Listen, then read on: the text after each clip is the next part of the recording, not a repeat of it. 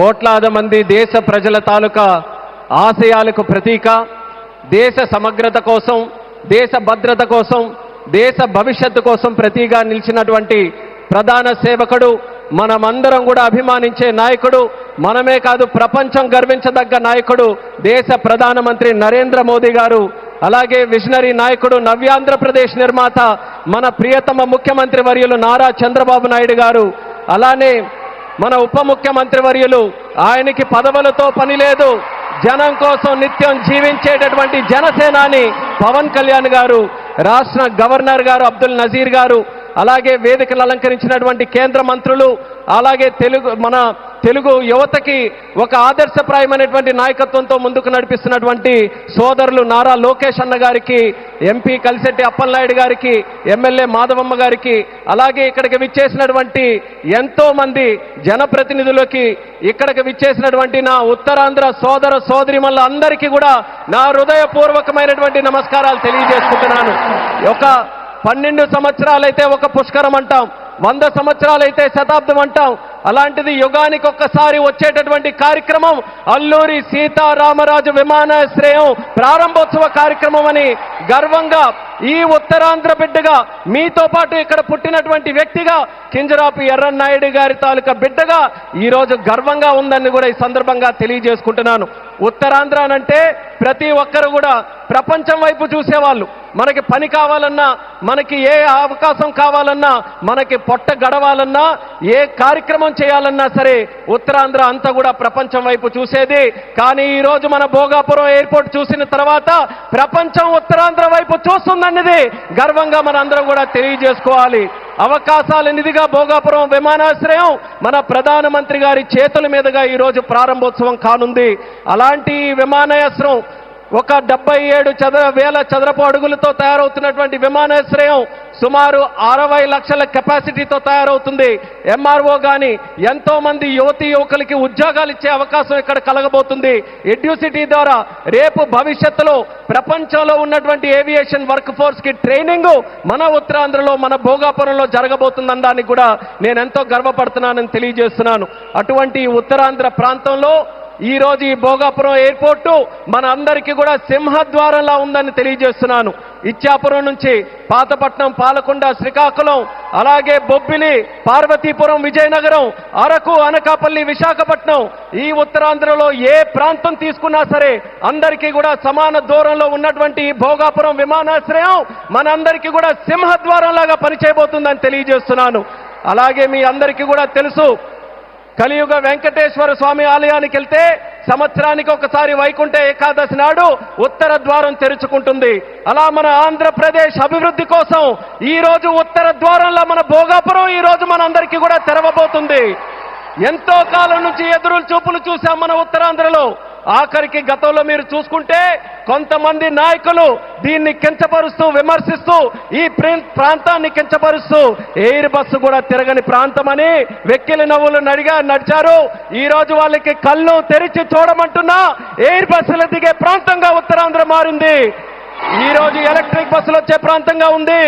రేపు పెద్ద పెద్ద కంపెనీలనంటే దేశంలో ఉన్న కంపెనీలు కాదు, అంతర్జాతీయంగా ఉన్న కంపెనీలన్నీ కూడా మన భారతదేశంలో, మన ఆంధ్రప్రదేశ్లో, మన ఉత్తరాంధ్ర ప్రాంతానికి రాబోతున్నాయి. వాళ్ళ బస్సులు కూడా ఇక్కడే తిరిగి మన యువతీ యువకులకి అన్ని ఉద్యోగ అవకాశాలు కూడా కల్పించబోతున్నాయి. ఇలాంటి పవిత్రమైనటువంటి భూమి మన ప్రాంతంలో తీసుకుంటే ఒక పక్కన ఆధ్యాత్మిక ఆలయాలు శ్రీకూర్మం, శ్రీముఖలింగం, అరసవెల్లి, సింహాచలం, అలాగే రామతీర్థాలు, పైడితల్లి అమ్మవారు, ఇలా ఎన్నో పవిత్రమైనటువంటి దేవాలయాలు ఇక్కడ ఉన్నాయి. మరొక పక్కన పర్యాటక రంగం, కొండలు, సముద్రం, అలాగే దానితో పాటు ఈ రోజు ఉత్తరాంధ్ర దిశని మార్చే విధంగా చంద్రబాబు నాయుడు గారి తాలూకా నాయకత్వంలో గూగుల్ లాంటి సంస్థ ఇక్కడికి వస్తుంది. ఆర్సెలర్ మిట్టల్ స్టీల్ ప్లాంట్ వచ్చింది, రైల్వే జోన్ మనకు వచ్చింది, మూలపేట పోర్టు మనకు వచ్చింది. ఇలా లెక్క పెట్టుకుంటూ వెళ్తే ఏ ప్రాంతంలో జరగనటువంటి అభివృద్ధి ఈ రోజు మన ఉత్తరాంధ్ర ప్రాంతంలో జరుగుతుందన్నది యువతీ యువకులందరికీ కూడా నేను గుర్తు చేస్తున్నాను. ఇక చేయాల్సింది మనం ఒక్కటే, మనకి రెండు విజన్లు ఉన్నాయి. స్వర్ణాంధ్ర విజన్ బై చంద్రబాబు నాయుడు గారు, వికసిత్ భారత్ విజన్ బై నరేంద్ర మోదీ గారు. మన యువతందరం కూడా కలిసి ఆ రెండు విజన్లు రెండు కళ్ళులాగా మనం అందరం కూడా ముందుకు నడిచి అత్యంత సుందరమైనటువంటి శక్తివంతమైనటువంటి భారతదేశం తయారవడానికి ఈ రెండు విజన్లు కూడా మనం స్వీకరిస్తూ ఇక్కడ ఉన్నటువంటి యువకులందరూ కూడా ముందుకు రావాలని మరొక్కసారి వాళ్ళందరికీ కూడా పిలుపునిస్తున్నాను. ఒక ఎయిర్పోర్ట్ ఎక్కడైనా నిర్మించామనంటే, నేను కేంద్ర మంత్రిగా అయిన తర్వాత ప్రధానమంత్రి గారి చేతుల మీదుగా సుమారు 16 ప్రాజెక్టులు ఇక్కడ ప్రారంభించాం భారతదేశంలో. కానీ ఏ ఎయిర్పోర్ట్ ప్రాజెక్టు కూడా ఇంత ఘనంగా 2-3 లక్షల మంది ప్రజల తాలూకా ఆశీర్వాదం మధ్యలో ఇది ఏదో ఒక రాష్ట్ర పండుగ అంటున్నారు. ఇది కేవలం రాష్ట్ర పండుగ కాదు, ఉత్తరాంధ్రలో ఉన్నటువంటి ప్రతి ఇంటి పండుగ ఈ రోజు ఈ విమానాశ్రయ ప్రారంభోత్సవ కార్యక్రమం అందరి గుండెల్లో ఉన్నటువంటి కార్యక్రమం. అటువంటి కార్యక్రమానికి మనం నిజమైన అర్థం ఈ రోజు సాకారం చేశాం. అర్థమనంటే భవ్యమైనటువంటి ఒక బిల్డింగ్ కట్టడమే కాదు, దానికి చరిత్ర గుర్తుండిపోయేలా మన్యం వీరుడు అల్లూరి సీతారామరాజు గారి పేరు పెట్టడం, ఇది ఒక చరిత్ర అనేది కూడా తెలియజేసుకుంటున్నాను. అడవుల్లో ఎక్కడో వినేటటువంటి పేరు, అడవుల్లో వినేవాళ్ళం అల్లూరి సీతారామరాజు అని. అలాంటి ఆ పేరుని ప్రపంచం మొత్తం మారుమోగుతుంది.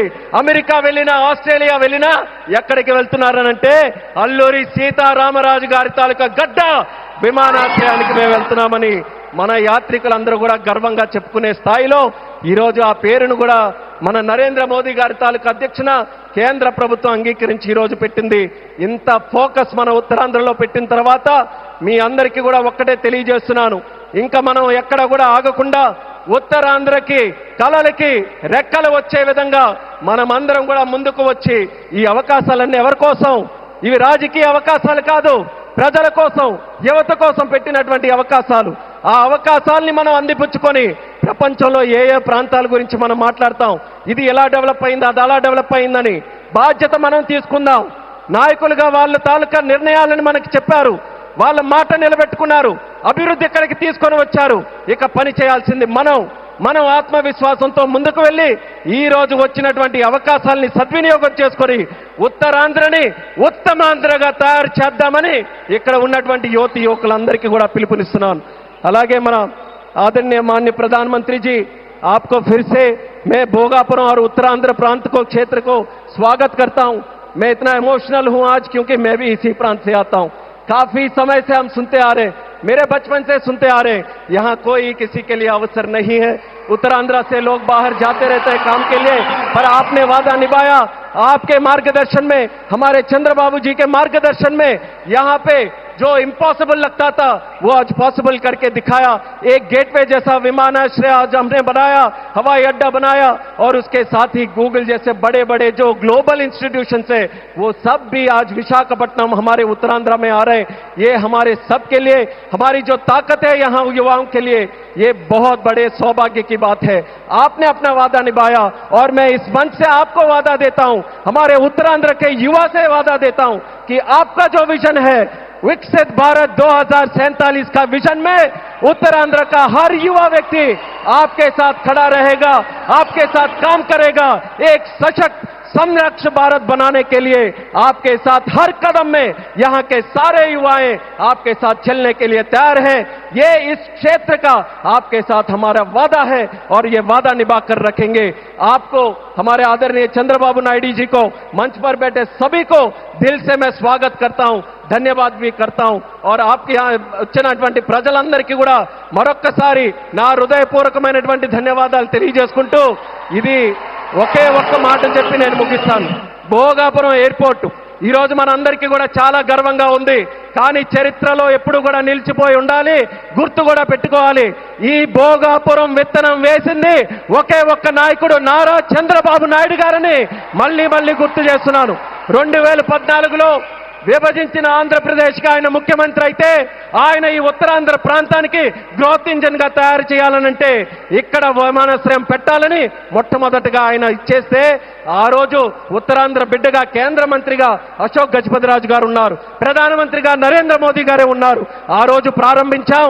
మళ్ళీ యాదృచ్ఛికమో, దైవ నిర్ణయమో, ప్రజా సంకల్పమో, మళ్ళీ చంద్రబాబు నాయుడు గారు ముఖ్యమంత్రిగా ఉన్నప్పుడు నరేంద్ర మోదీ గారి చేతుల మీదుగా ప్రధానమంత్రిగా ఉంటూ మళ్ళీ ఉత్తరాంధ్ర బిడ్డగా ఈ రామ్మోహన్ నాయుడు కేంద్ర మంత్రిగా ఉన్నప్పుడు ఇది జరిగిందనంటే ప్రజల తాలూకా విశ్వాసం ఈ కూటమి ప్రభుత్వం మీద ఎంత బలంగా ఉందో ఈ విమానాశ్రయం దానికి ప్రతీక అనేది మళ్ళీ మళ్ళీ తెలియజేసుకుంటూ ఈ అవకాశం కల్పించిన ప్రతి ఒక్కరికి మరొక్కసారి నా తండ్రి గారు మరి స్వర్గీయ కింజరాపు ఎర్రనాయుడు గారికి కూడా ఈ వేదిక ద్వారా నమస్కరించుకుంటూ పెద్దలందరికీ కూడా నా తాలూకా ధన్యవాదాలు తెలియజేస్తూ ఇంత చక్కనైనటువంటి కార్యక్రమం ఏర్పాటు చేయడానికి దింసా నృత్యం చేసినటువంటి వాళ్ళకి అందరికీ కూడా మరొకసారి నా హృదయపూర్వక ధన్యవాదాలు తెలియజేస్తూ సెలవు తీసుకుంటున్నాను.